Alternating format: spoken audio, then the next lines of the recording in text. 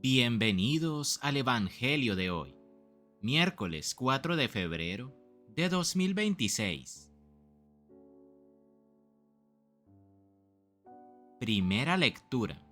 Lectura del segundo libro de Samuel, capítulo 24, versículo 2 y versículos del 9 al 17. En aquellos días, el rey David dijo a Joab, jefe del ejército, que estaba con él: recorre todas las tribus de Israel, desde Dan hasta Beerseba, y haz el censo para que yo sepa la cifra de la población. Joab entregó al rey la cifra del censo del pueblo. Había en Israel 800,000 hombres de guerra capaces de manejar las armas. En Judá había 500,000 hombres. Una vez realizado el censo del pueblo, le remordió la conciencia a David y dijo al Señor: he cometido un gran pecado, pero ahora, Señor, te ruego que perdones la falta de tu siervo, pues he sido muy necio. Cuando David se levantó por la mañana, le había sido dirigida la palabra del Señor al profeta Gad, vidente de David, en estos términos: anda y di a David, esto dice el Señor: te propongo 3 cosas, elige una de ellas y la llevaré a cabo. Llegó Gad donde David y le anunció: ¿qué quieres que te venga? 3 años de gran hambruna en tu país, 3 meses de derrotas ante tus enemigos que te acosarán, o 3 días de peste en tu país. Ahora piensa y mira qué debo responder al que me envía. David respondió a Gad: me siento terriblemente angustiado, pero caigamos en manos del Señor, que es grande su misericordia. Prefiero no caer en manos de los hombres. Así que David eligió la peste. Eran los días de la recolección del trigo. El Señor envió la peste a Israel desde la mañana hasta el tiempo señalado. Murieron 70,000 hombres del pueblo, desde Dan hasta Beerseba. El ángel extendió la mano hacia Jerusalén para destruirla. Pero el Señor se arrepintió del estrago y dijo al ángel que exterminaba al pueblo: basta ya, retira tu mano. El ángel del Señor estaba entonces junto a la era de Araúna, el Jebuseo. Cuando David vio al ángel que hería al pueblo, dijo al Señor: yo fui quien pequé, yo cometí el mal, pero estas ovejas, ¿qué han hecho? Te suplico que descargues tu mano sobre mí y sobre la casa de mi padre. Palabra de Dios. Te alabamos, Señor.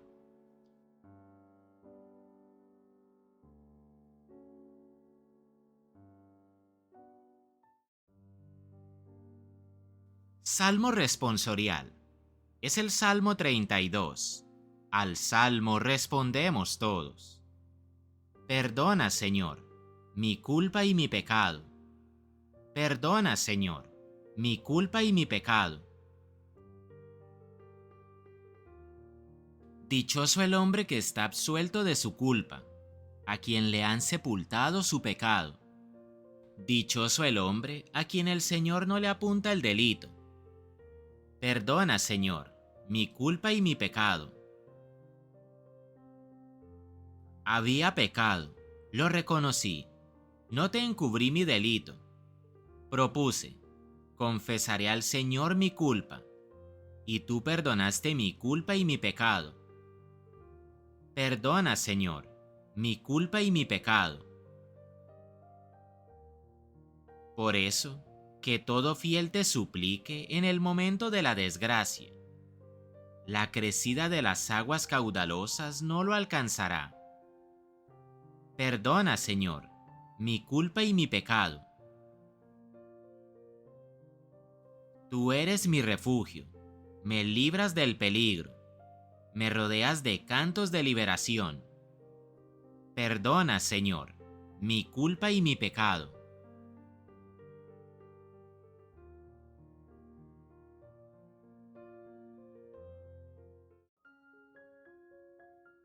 Evangelio.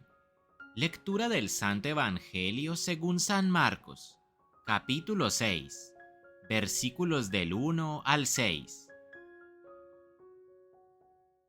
Por la señal de la Santa Cruz de nuestros enemigos, líbranos, Señor, Dios nuestro, en el nombre del Padre, y del Hijo, y del Espíritu Santo. Amén.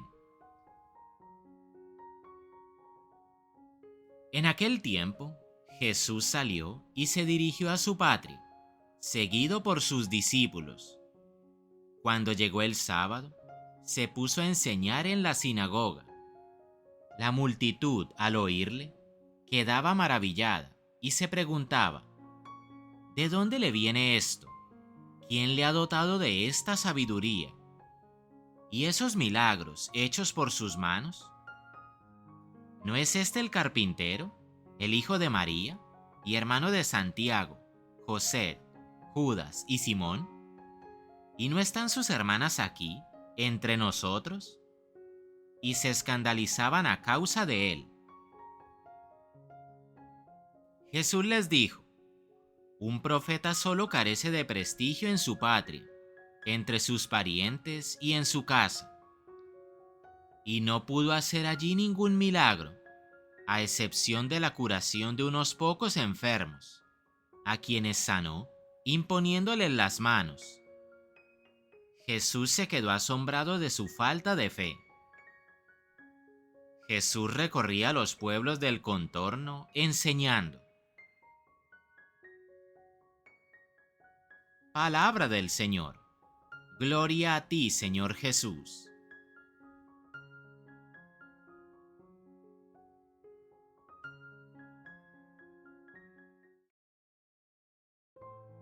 Rogamos a nuestro eterno Padre que sea Él, mediante su Santo Espíritu, el que hable a través de nosotros. Rogamos a Dios que ponga las palabras indicadas en nuestra mente para hablar solo con su verdad. En el nombre de Jesús. Amén. Ciertamente, hermanos, a veces surgen preguntas al leer la Sagrada Escritura. Y no es malo que esto sea así. Claro, desde que acudamos a fuentes confiables para responder esas preguntas. No es lo mismo preguntarle al magisterio de la Iglesia que preguntarle al vecino de la esquina que cree en chakras y energías místicas, o al que piensa que el Arca de la Alianza era un arma alienígena. Y sí, hay gente que cree eso. Así que es importante saber a quién se le pregunta, porque hay cosas que a uno realmente lo ponen a pensar, como el hecho de este censo que hizo David y que desagradó a Dios. Porque resulta que unos versículos antes se nos dice: se encendió otra vez la ira del Señor contra los israelitas, e incitó a David contra ellos diciendo: anda, haz el censo de Israel y de Judá. Como dándonos a entender que Dios lo incitó a pecar. Una lectura rápida y sin reflexión puede llevarnos a pensar eso. Pero luego resulta que el libro de las Crónicas viene a aclarar la situación, diciéndonos que no fue Dios, sino el diablo, quien llevó a David a hacer esto. Pero claro, eso luego hace surgir más preguntas. ¿Por qué se dijo entonces en primer lugar que fue Dios? Y la respuesta tiene que ver con lo que otras veces hemos mencionado, que el conocimiento acerca de Dios y de su actuar se fue perfeccionando con el pasar del tiempo, y por eso los antiguos solían atribuirle a Dios también el origen del mal, porque creían que hablar de un diablo, un adversario, alguien que pudiese estar en abierta enemistad con Dios, sin ser destruido en el acto, era algo muy insultante para el Señor. Por eso, le atribuían también a él que fuese el causante de que, por ejemplo, el faraón se obstinara en la historia del Éxodo, o que David hiciera algo pecaminoso. Cuando a Dios le molesta tanto el pecado, luego se dieron cuenta de que esto era incluso más ofensivo para Dios que el hecho de que existiese Satanás, porque entonces ya no estaríamos hablando de un Dios completamente bueno, sino de uno que es bueno y malo según amerite la situación. Por eso, hermanos, cada vez que leemos en el Antiguo Testamento algo que parece indicar que Dios provocó algo malo, no es porque esa sea la razón verdadera, sino porque en el pensamiento antiguo solía atribuírsele a Dios el origen del bien y del mal. Ahora ya sabemos que todo el bien viene de Dios y que el mal surge a raíz precisamente de rechazar a Dios, que es el bien absoluto. Ahora sabemos que no es Dios quien provoca las cosas malas, sino que es la ausencia de Dios en la vida del hombre la que trae a ella toda clase de males, la que obstina a la gente y la ata al pecado. Por eso, siempre nos escucharán decir a los cristianos auténticos, que el Nuevo Testamento es la plenitud del Antiguo, y que todo lo que en el Antiguo parece ser oscuro, en el Nuevo es iluminado por la luz de Cristo y recibe su sentido verdadero. Y ojo, que esto no implica contradicción en la Sagrada Escritura, sino que nos deja ver que Dios realmente respetó el intelecto de los escritores sagrados, quienes en pleno uso de sus facultades imprimieron en ellas todo lo que Dios deseó, sí, pero con sus propias palabras, con sus propias ideas, con sus concepciones, con las luces y sombras de sus tiempos específicos. Dios no anuló a los hombres, como no nos anula a ninguno de nosotros, y eso es importante tenerlo en cuenta. Recordemos siempre, hermanos, que tenemos una iglesia que es madre y maestra, y en ella encontraremos las respuestas a todas las preguntas que nos puedan surgir por el camino, o aquellas que nos hagan las personas que nos rodean. Acudamos a la iglesia del Señor, sabiendo que ella es columna y fundamento de la verdad, y no seremos confundidos por las mentiras que pululan por el mundo. Que toda la gloria sea para Dios, en el nombre del Padre, y del Hijo, y del Espíritu Santo. Amén.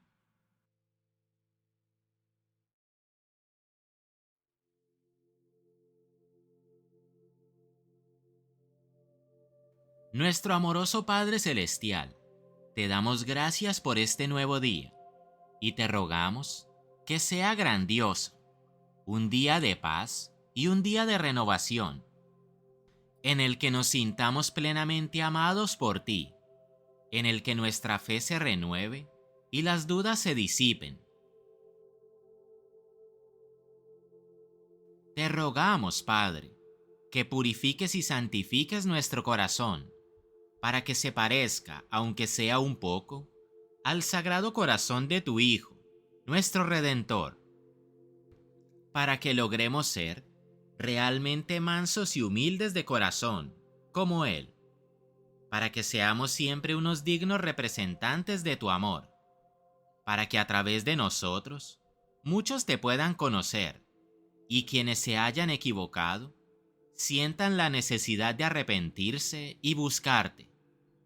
Y quienes hacen el bien, no duden nunca de que hacen lo correcto. Señor Santo, tú nos conoces mejor que nadie, y por eso nos encomendamos a tus manos. Por eso te suplicamos que nos bendigas, y que en todo momento se haga tu santa voluntad en nuestras vidas, dándonos también la claridad, Señor, para entender aquello que no logramos comprender, pero que en tu nombre se revelará para bien. Gracias, gracias por todo, Señor. También encomendamos a tus manos y tu cuidado a todos aquellos que hoy sufren por alguna enfermedad, a los que están pasando graves apuros financieros, a los que no saben cómo van a superar una prueba que hoy los está golpeando, a los que sufren algún tipo de maltrato, a los que han perdido mucho o todo por causa de alguna catástrofe natural, a los que padecen por las guerras y las injusticias, a los que han emprendido un largo viaje en busca de mejores condiciones, y a todos nuestros hermanos que habitan este mundo tan inmenso y que te necesitan en sus vidas. Padre Santo, te suplicamos que les conceda la pronta sanación a todos los que hoy están enfermos, y te suplicamos que confortes a todas las personas que hoy se sienten devastadas. Bendice grandemente a todos tus hijos. Te lo rogamos, Señor. Gracias, Padre bueno, porque siempre nos escuchas y atiendes nuestras súplicas. En el nombre de Jesucristo, nuestro Señor, Redentor y Salvador, quien contigo vive y reina en la unidad del Espíritu Santo, y es Dios, por los siglos de los siglos. Amén.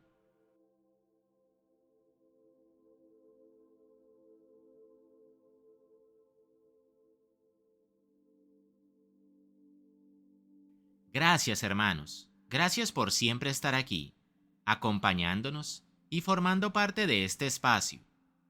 El Señor nos bendiga a todos grandemente y permita que este canal, Oraciones Diarias con Amor, siga existiendo y compartiendo su palabra por muchísimos años más. Un feliz día, hermanos queridos, y un feliz mes. Que febrero sea de gran bendición para todos.